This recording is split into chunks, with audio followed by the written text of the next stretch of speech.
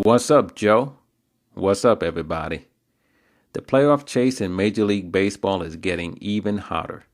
With just 2 weeks left in the regular season, we have 7 teams in the National League vying for 3 playoff spots. And in the American League, Oakland, Tampa Bay, and Cleveland are neck and neck as they fight it out to the finish. Joining me once again is Rob Duran of Rob Duran Sports, and we're going to take a close look at all of the races and all of the critical series on tap over the next 2 weeks. Postseason baseball is definitely in the air, and we're breathing it all in on Sports 360.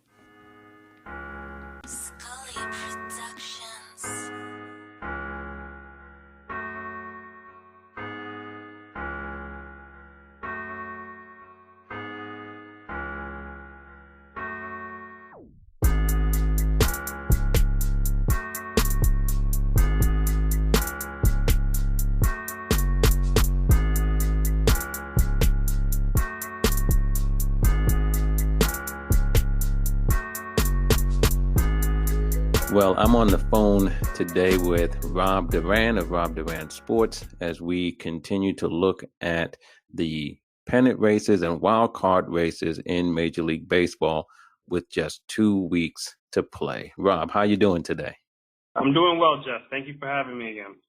Yeah, I'm glad to have you.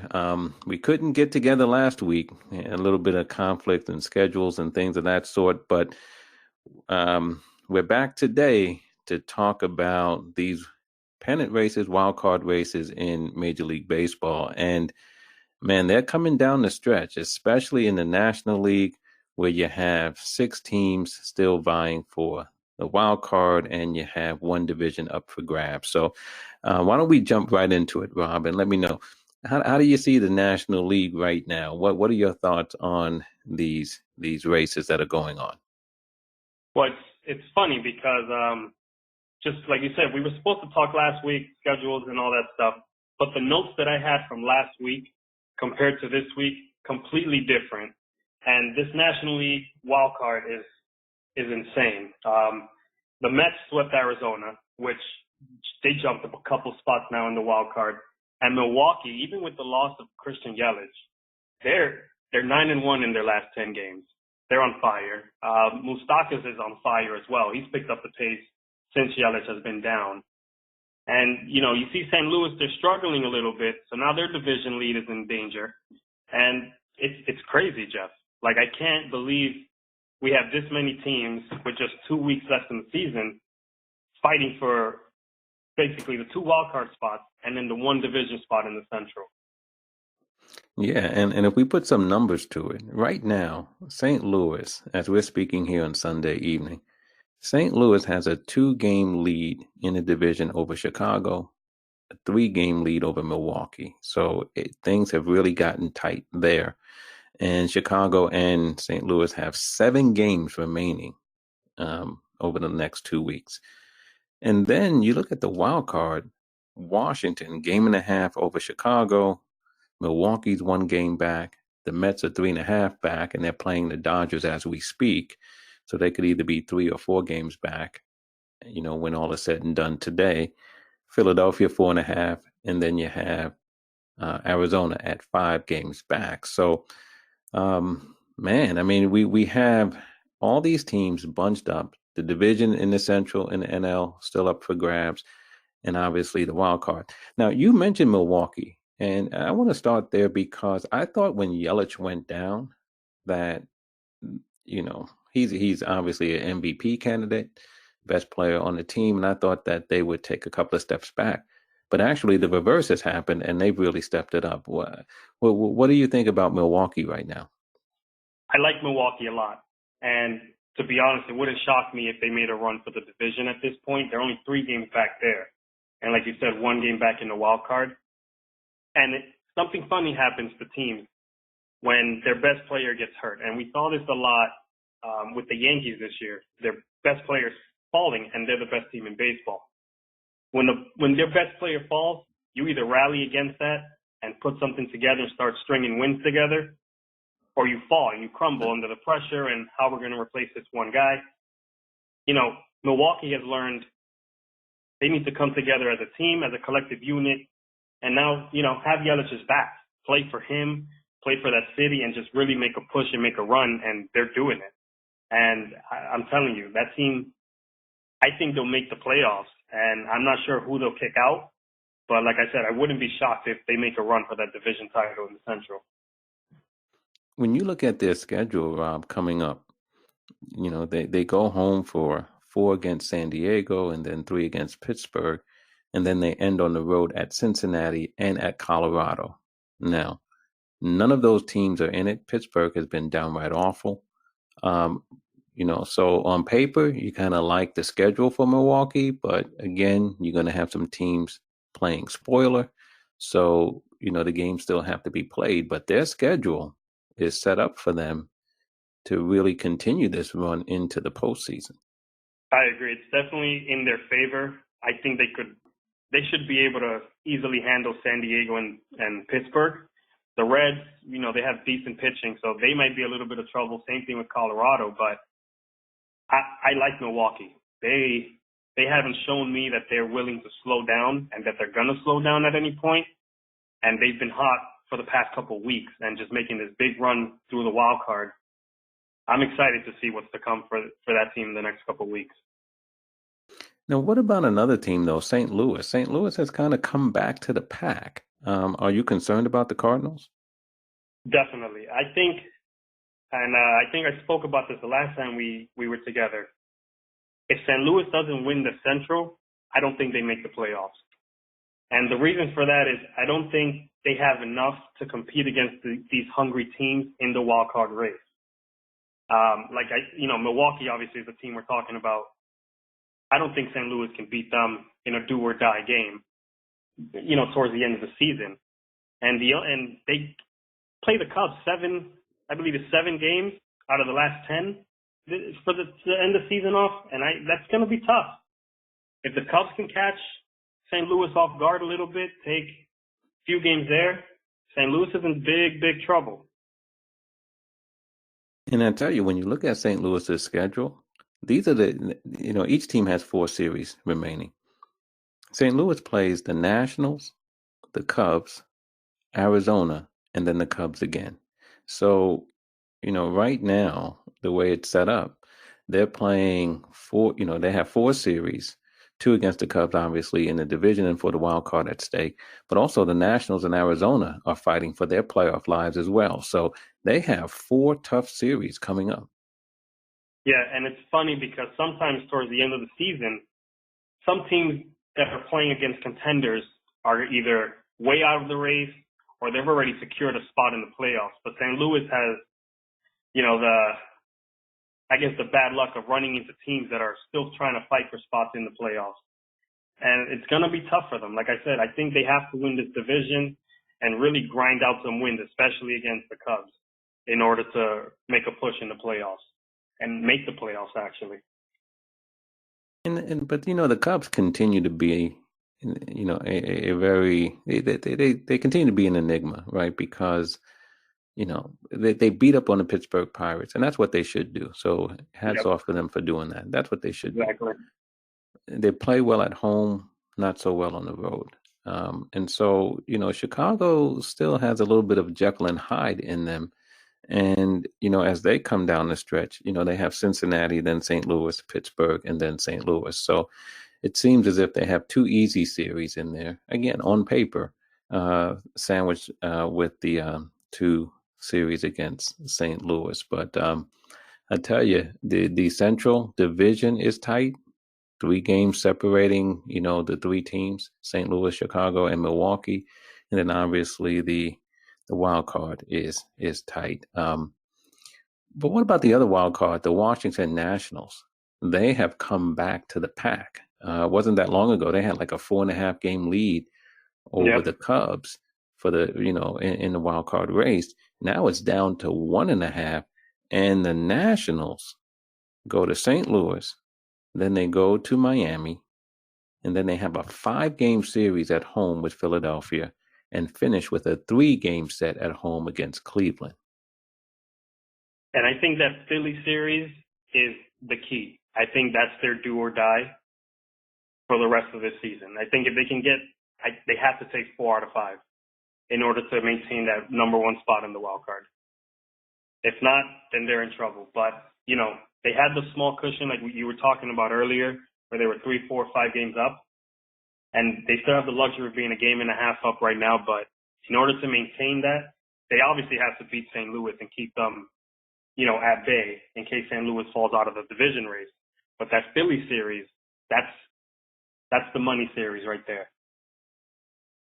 Yeah, but I tell you, you look at the Washington St. Louis series, that's a big one coming up because again, St. Louis is fighting to stay ahead of Chicago, as we've mentioned, and the Nationals are trying to hold on to the wild card spot, and so you have 2 desperate teams getting together in St. Louis for that. So it's going to be really, it's going to be a challenge, I think, for the Nationals going in there. But both teams are desperate. You spoke about Philly. Philly has it tough as well because they go to Atlanta, and Atlanta is still playing good baseball, right? I mean, they're still playing. They really took it to the Nationals over the past 2 weekends. Yeah. But they go to Atlanta, then they go to Cleveland, then they go to Washington for those 5 games before finishing up against Miami.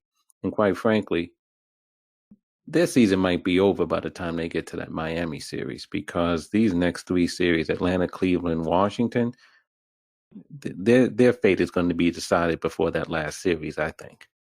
Yeah, and Philadelphia is one of those teams. I think if you're a fan of Philadelphia, you're frustrated because you had such high expectations going into the season with the signings of Harper, the trade over Almudo, and a couple other trades they did to improve the roster. And on paper, they look like one of the best teams in baseball going into the season. And where they're in a position here where they're literally fighting for their playoff lives every single game, especially down 2 weeks left in the season, and they're scuffling right now. They haven't been playing as well as they probably could play. And like you said, that series against the Nationals, they may, depending on what happens with the Atlanta series, that National series may not mean much to Philadelphia at that point. That's a good point because Atlanta, again, as I said, has been playing very well. They have 3 with Atlanta. And right now, Philadelphia has a very slim margin for error. They're 4.5 games back with, 12, 13 games to play. So you're right. I mean, if Atlanta takes 2 out of 3 and if Atlanta sweeps them, then I think, bye-bye Philadelphia. Yeah, and that's the one team, Philadelphia, in this race that I trust the least. And it's because they're so hot and cold, and they've been this way all season, where, they have the roster. I believe they have the roster in place that they could have been fighting Atlanta for that division lead in the East. But here they are 2 weeks left in the season and 4.5 back. And this is it for them. I think this Braves series, and the Braves, a lot of people may think, well, they clinched their spot, but they still have to fight the Dodgers for that home field advantage in the NL. And that's big for them. And I think they're going to go for the Dodgers and try to get those wins and accumulate those wins to get that. Yeah, speaking of the Dodgers, the Mets are playing the Dodgers tonight, wrapping up a 3-game set at Citi Field, rubber game of that 3-game set. The Mets sit right now 3.5 games out of the wild card. And after tonight, they go to Colorado, then to Cincinnati, before coming home for a 4-game set against the Marlins and then finishing up with a 3-game set against Atlanta. And as you said, I mean, Atlanta still could be playing for home field that last series against the Mets, but the Mets have some work to do before we get to that point. And again, the Mets don't have much margin for error either. They're at a point now where they have to take every series from this point on. Yeah, and the big sweep in Arizona was huge.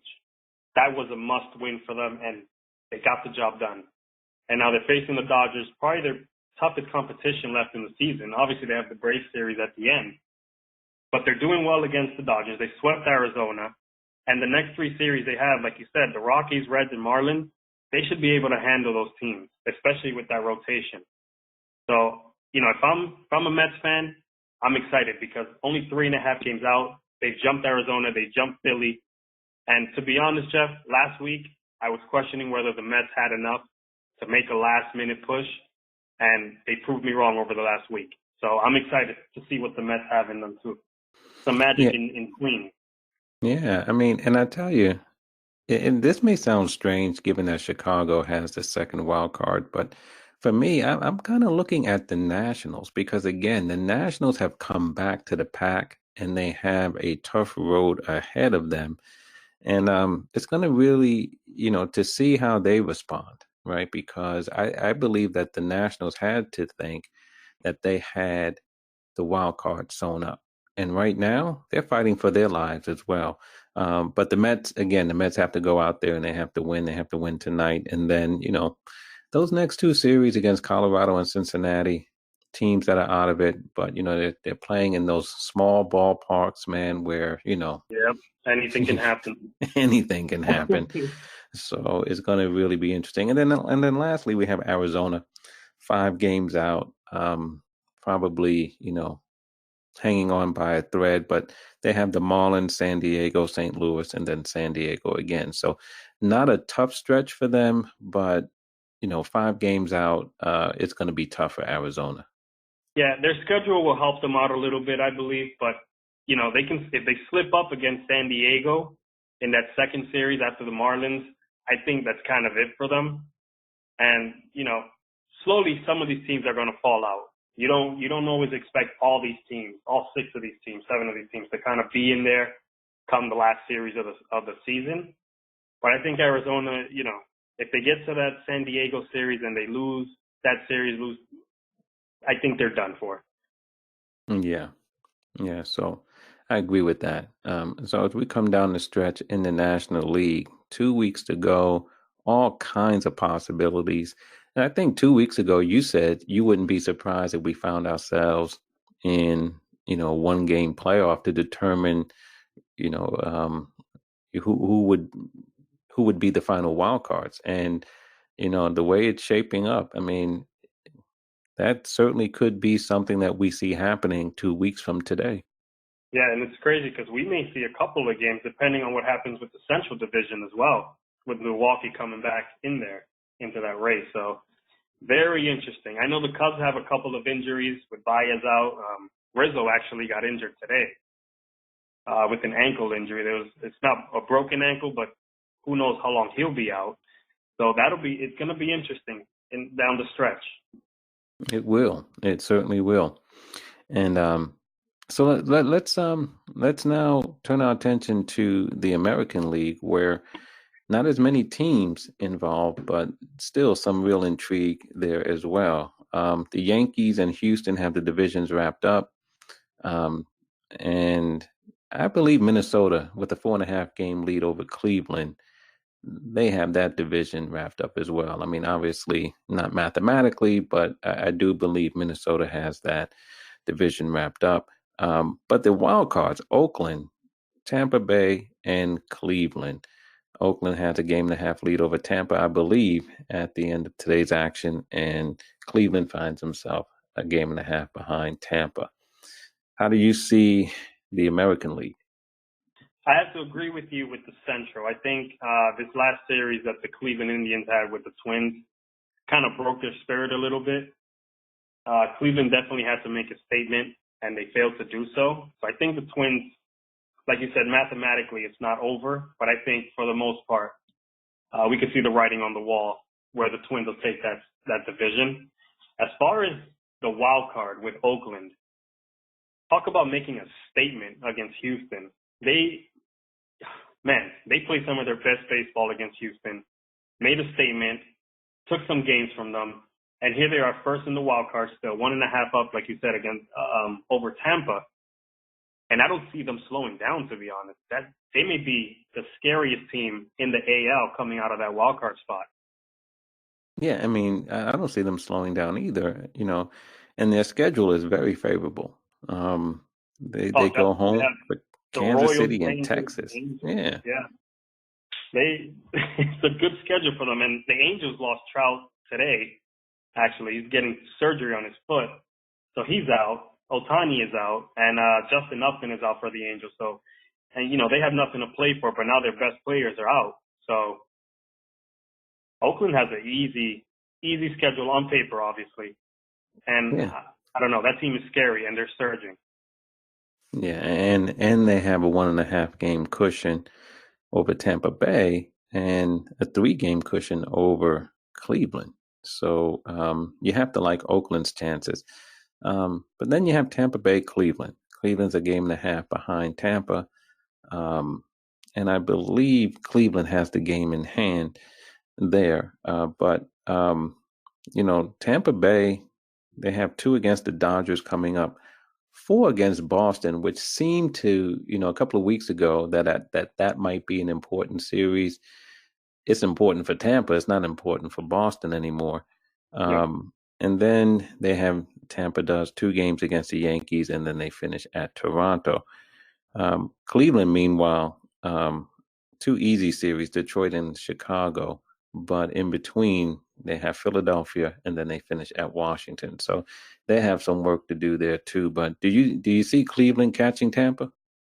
Their schedule favors that, but I don't see the Rays slipping up at all. And I think they're playing great baseball this season, better than last season, which is crazy because they won 90 games last year, and they're on pace to surpass that this year. I don't know, man. I don't see Cleveland making the push that they need. I think that Twin series that they just finished off was their series to really make a statement in the AL, and they didn't do so. I like Tampa's chances, honestly, for that second wild card spot over Cleveland. Yeah, I agree with you. I think Cleveland, the division was there for Cleveland. They had some games against Minnesota, and they didn't play well. Minnesota, and maybe I shouldn't say they didn't play well. Maybe Minnesota just played better, right? But they didn't take advantage of it. And now I think they find themselves in a precarious spot. But again, they're a 1.5 games back. And on paper, Tampa has a tough schedule with, the Dodgers and then those 2 division. Well, they finished with 3 division rivals, with Boston, Yankees, and Toronto. So they have some work to do, but Tampa's been playing well, and they've been playing well all year. And Cleveland, I think, has been a little bit more up and down. So with a little bit of a cushion, playing better baseball, I kind of like Tampa, but Tampa's been beating up on the second tier clubs, which you're supposed to do. And right now they're going to face a little tougher competition, but I still like Tampa coming down the stretch. Yeah, and the problem with Cleveland is they started off so bad to start the season, and they made that push towards the All-Star break, but it was, and they even took a division lead at one point over the Twins. But for me, it was just too little too late. Had they started the season, like they were supposed to, based on the talent on that roster and stuff like that, maybe they're a little closer, or maybe they're even in the lead for either the division or the wild card. But, I think it's too little too late for Cleveland. And with the Rays, they're getting their pitching back. Snell is coming back on Tuesday, and they got Glasnow back, who I don't know if many people remember. He hasn't pitched since the beginning of the season, but he was destroying lineups when he started off the season. He was on fire, and he looks like he hasn't missed a beat since coming back. So I like Tampa's chances over Cleveland just because of that. Well, I like their chances too, but I will tell you this. And I'm a Mets fan, you know that. I mean, we had our Mets Yankees thing during the season, a couple of podcasts where we were kind of goofing on the Mets Yankee rivalry. And I know you're a Yankees fan, but as a Mets fan, you said something earlier about the Mets, how you kind of counted them out and then they came back. Because I thought the series against Philadelphia was a bit of a disappointment, where they won the first game and then they lost the next 2. But then they came back and they swept Arizona, which they had to do. And right now, if they can take 2 or 3 from the Dodgers, they're right back in it. And so Yep. with that rotation, and they do have, the ability to score runs and to really swing the bats real well. The Mets are one of those teams that I believe very few teams want to see in the postseason. Especially if they get into a series, because of that series, pitching. Yeah, with DeGrom is hasn't missed a beat. He may be even better than last year, and he won the Cy Young last year. That guy is something else. So in a short series against the Mets, just based on pitching alone, because we obviously don't know who they'll face, but just pitching alone, I'd take the Mets based on that rotation. Yeah, no doubt. And before we leave, Rob, I want to ask you a question speaking about the Mets in the rotation. Any thoughts on this Syndergaard, Wilson, Ramos mini controversy where Syndergaard reportedly went to the front office and said he didn't want to throw to Wilson, Ramos? Any thoughts on that? I know a lot of pitchers, and we've heard a lot of reports saying, pitchers preferring certain catchers here and there. Just me personally, I think that's something that maybe Syndergaard could have done one-on-one with Ramos and not maybe involve the front office or figure something out with the coaching staff. I think a lot of it, maybe it's a lot of miscommunication or something like that.